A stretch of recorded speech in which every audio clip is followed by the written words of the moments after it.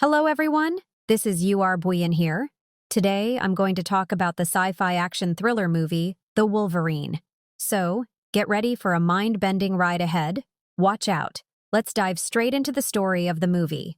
While imprisoned, this man saw something strange. That Japanese soldier suddenly cut the iron chains and freed all the American prisoners. Then he signaled to the soldiers standing on the tower not to shoot. But then his gaze fell inside a well, where two eyes were staring at him. When he went closer, he realized that someone was trapped inside. Without any delay, he cut the chains, opened the lid, and told the guy to run away quickly. But that guy said, "Bro, running away is completely impossible. Staying inside this well is safer than the outside." Just then, some high-ranking officers called that Japanese soldier over so that he would take his own life. Watching his fellow officers die one by one, the Japanese soldier started trembling with fear. He was just thinking about what to do when a dangerous atomic bomb dropped there. As soon as the bomb hit the ground, a massive cloud of smoke shot up into the sky. The Japanese soldier was about to take his own life when that guy stopped him immediately and started running with him toward the deep well. In the end,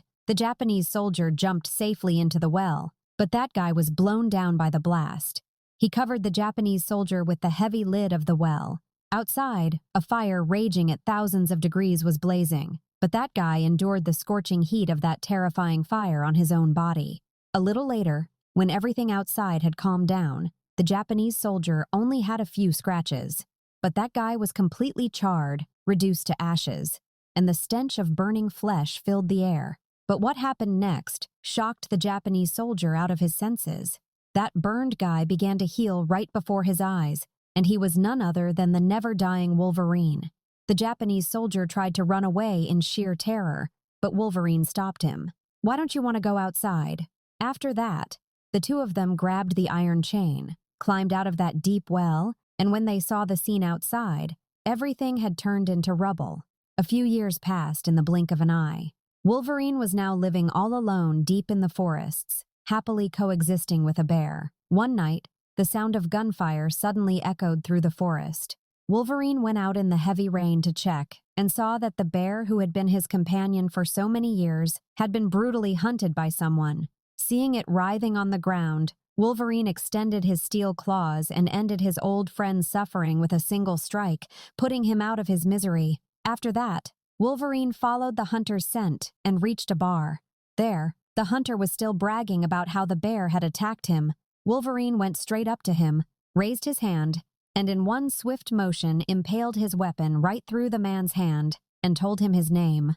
After that, Wolverine cleaned the hunter's wound with alcohol, which made the man scream in agony. Enraged, the hunter immediately picked up a bottle of alcohol and smashed it over Wolverine's head. This made Wolverine's temper skyrocket. Wolverine was about to teach him a lesson when suddenly someone stopped him.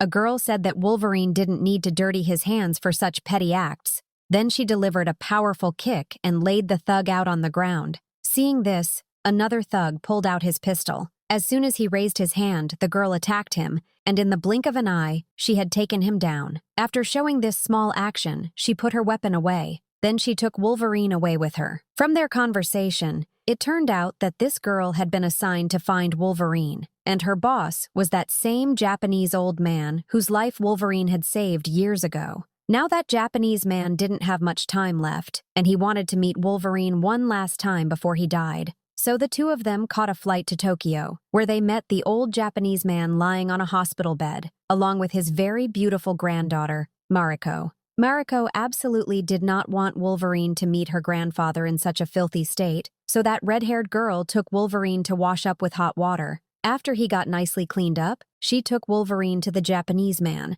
The Japanese man was astonished to see his savior. Wolverine still looked completely young, while he himself had become a total old man. To repay the debt of saving his life, he made Wolverine an offer. He said that he could free Wolverine from the curse of living forever. This meant taking away Wolverine's healing power, i.e., his ability to recover from injuries. Wolverine immediately refused. He said he had only come to say a final goodbye to his old friend. When Wolverine refused, the old man changed his approach. He asked Wolverine to protect Marico after his death so that she could become the owner of all his property without any problems. That night, Wolverine was lying on his bed, thinking about all this for a long time when he felt his old girlfriend, Jean, lying next to him, and they started kissing. But halfway through, Wolverine sensed something was wrong. He realized the girl in front of him wasn't Jean. That girl released a poisonous gas into Wolverine's mouth. Wolverine didn't even realize at that moment that his healing power had just disappeared. He wanted to open the door and chase after that girl, but then he found out that the old Japanese man had died. The next day, Wolverine went to the Japanese man's funeral. Suddenly, his eyes fell upon a strange tattoo on a monk's hand. Something felt off, so he immediately stepped forward and grabbed Marico's hand. But Marico shook his hand off and told him to leave. Just then, Wolverine noticed something else, and as he stepped forward, someone suddenly shot him. Panic broke out immediately, and only then did Wolverine realize that his healing power was gone. Seeing Marico leaving with the thugs, Wolverine extended his steel claws despite the pain.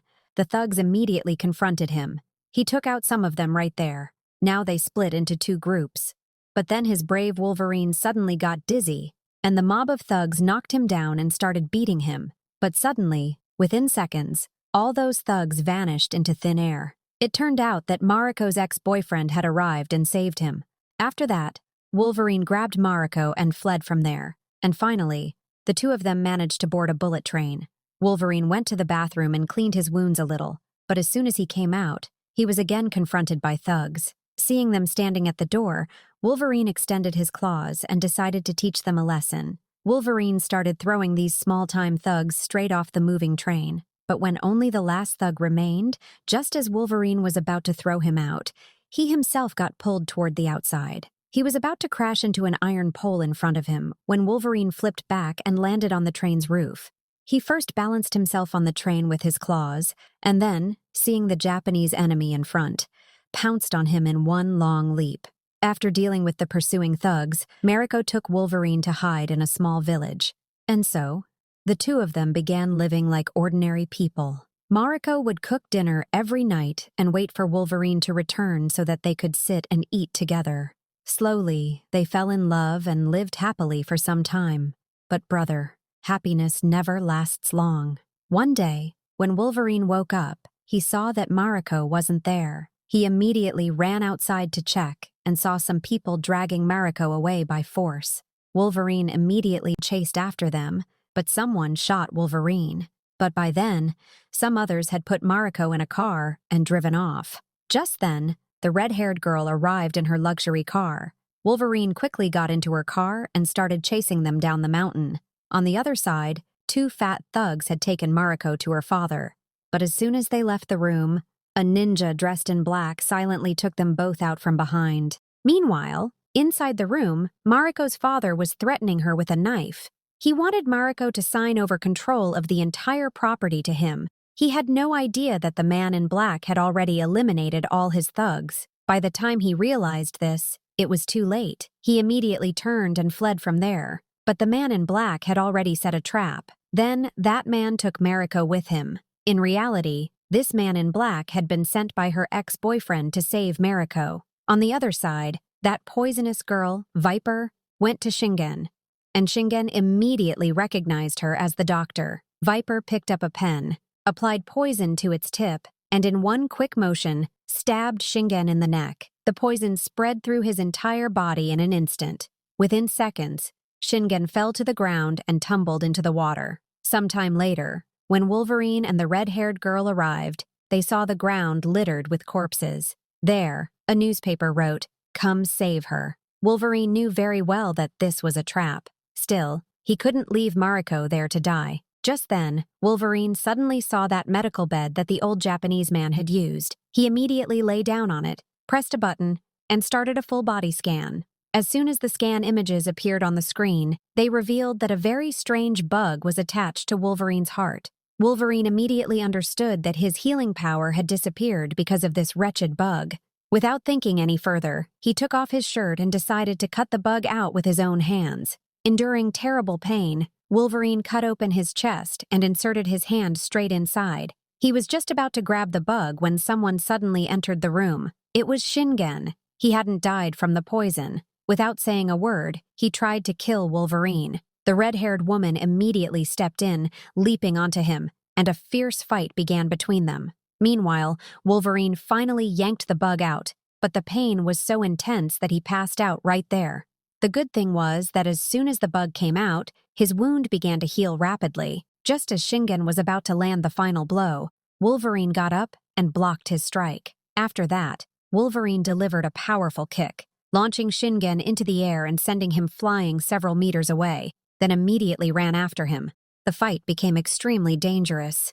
The intense battle between them continued. Wolverine struck him with his steel claws. Wolverine's face was cut, but it healed in the blink of an eye. Shingen thought it was some kind of sorcery. He struck Wolverine one more time, thinking it would finish him off. After putting Shingen to rest forever, Wolverine picked up the red-haired girl. Fortunately, she wasn't seriously injured. After that, Wolverine set off for that address to rescue Marico. On the other side, Harada had assigned Viper the task of protecting Marico. To stop Wolverine, Viper had created a special poison that could drastically slow down Wolverine's speed. But Harada was very confident. He thought Wolverine couldn't even touch a hair on his head. Still, Viper asked him to keep her nearby for safety. Soon enough, Wolverine arrived and Harada was already there waiting for him. After exchanging some insults, Wolverine attacked. But Harada suddenly delivered a powerful blow to Wolverine's chest that sent him flying several meters away. After that, he ordered all his thugs to attack at once. All the ninjas in black suddenly jumped in. Just then, Harada attacked from behind treacherously. He first shoved Wolverine to the ground and then struck him with his sword. But Wolverine's wound healed instantly. Seeing this magic of Wolverine's, Harada was completely stunned. All the ninjas immediately surrounded Wolverine. Just then, a motorcycle came and hit Wolverine hard, knocking him to the ground, and then threw a large net over him, trapping him badly. The red-haired girl, who had just arrived, witnessed this entire spectacle from a distance. She ran, jumped into a snowplow, and chased after them fast. Wolverine somehow used his claws to push the motorcycle off the road and climbed onto the moving vehicle. They plowed through many ninjas as they advanced, but finally, their vehicle was stopped in the middle of the road. Seeing the army of ninjas approaching from all sides, Wolverine told the girl to run away. Then, he put his cigar in his mouth, extended his claws with full swagger, and stabbed the vehicle's fuel tank. Immediately, a massive explosion occurred, and all the surrounding ninjas were incinerated. After that, Wolverine emerged from the fire like a total hero. But as soon as he finished off one group, another whole group of archers appeared on the roof. Wolverine didn't care. Even with arrows piercing his body, he kept running forward like a wild animal. But the enemies were so many that soon Wolverine's movements slowed down drastically.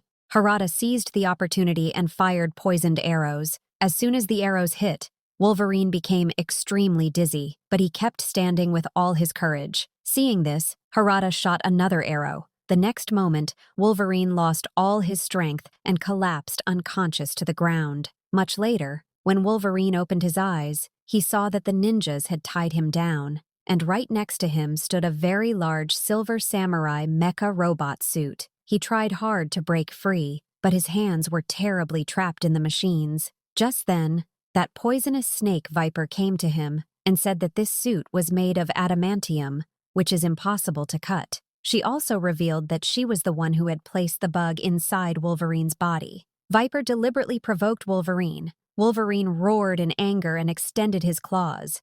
But the next moment, the machines tightened their grip on his hands even more. Wolverine realized that something very bad was about to happen. The silver samurai standing next to him immediately activated and started moving toward him. It stopped in front of Wolverine and drew its huge samurai sword. It placed the sword near Wolverine's claws, then raised that flame-spewing sword up into the air, and right at this suspenseful moment, Marico suddenly made her entrance. The two of them got up and started running toward the outside. Viper immediately chased them, but Harada shot her with an arrow, and Viper fell from that great height. But brother, she wasn't going to die that easily. She raised her hand, pulled the arrow from her body, and then peeled off her own face with her fingernails, and in the blink of an eye, she shed her entire skin like a snake, transforming completely into a bald witch. Meanwhile, the two of them hadn't gotten far when the silver samurai leaped from a great height, landing directly in front of them. Wolverine quickly advanced and grabbed the silver samurai tightly, and the two of them fell far down together. As soon as they hit the ground, the fight between them resumed. The silver samurai immediately attacked with its massive sword. Fortunately, Wolverine blocked the strike with his claws at the right moment, but he had no idea that the robot would pull out another weapon. The silver samurai swung its sword and, in one swift motion, cut off Wolverine's claws. Wolverine was nearly killed by this intense pain. When he saw that the samurai was about to attack again, Wolverine rolled on the ground to save himself, but before he could stand up properly, Viper came and spat directly into his mouth. Viper picked up a knife and delivered a powerful blow, causing Wolverine to fall from a height again. Because of the poison, Wolverine couldn't see clearly, and the silver samurai seized the opportunity to attack from behind, but its sword accidentally struck a large transformer. The entire base was immediately plunged into darkness. Wolverine took advantage of the situation, advanced, and took possession of the samurai's sword. Meanwhile, the red-haired girl also arrived at the base. She drew her sword and began attacking Viper. Viper also showed quick reflexes, immediately grabbed her, pulled her toward herself, and then disarmed the girl. After that, she slammed her straight to the ground. On the other side, Wolverine was backed into a corner during the fight, and the samurai placed its heavy foot on Wolverine's hand. It was about to finish Wolverine off when Harada suddenly arrived there. He fired an arrow to distract the samurai. Seeing the opportunity, Wolverine picked up the samurai's sword from the ground. Harada immediately stepped forward, caught the arrows, and told the silver samurai to stop. But the silver samurai raised its hand, delivered a powerful shock, lifted him into the air, and threw him far away. Just then, Wolverine had a realization. He tried to grab the sword with both hands. Suddenly, that samurai sword became extremely hot. Wolverine struck the robot suit with a mighty blow, directly hitting its head, and then, embracing the silver samurai, he leaped into the chasm below. Fortunately, Wolverine caught the edge as he fell, but just as he was about to climb up, the next moment, just as Wolverine was about to fall, the silver samurai grabbed his arm tightly. Then it inserted its special drill machine into Wolverine's severed claws and began madly draining the healing power, his ability to recover, from his body. In reality, inside this iron suit was none other than that old Japanese man who hadn't died, and now he was relying on this suit to stay alive. He wanted to suck out Wolverine's power to become young again. Deprived of his power, Wolverine immediately weakened and started convulsing in pain. Meanwhile, that old Japanese man transformed into a young boy in just a few moments. Suddenly, a knife came flying through the air, cutting the wind. It turned out that Marico had arrived there, and with a single strike, she sent that old man to his death. Wolverine gathered his strength again, got up, and tore apart the iron suit. Then he extended his real bone claws and brutally impaled that old Japanese man, finally throwing him into a chasm thousands of feet deep. After this whole ordeal was over, Wolverine couldn't stand anymore and collapsed to the ground, unconscious. A few days later, when Wolverine had fully recovered, he said goodbye to Marico at the airport and took a flight, leaving that country forever. And movie ends here. So, if you like this story, please like and subscribe.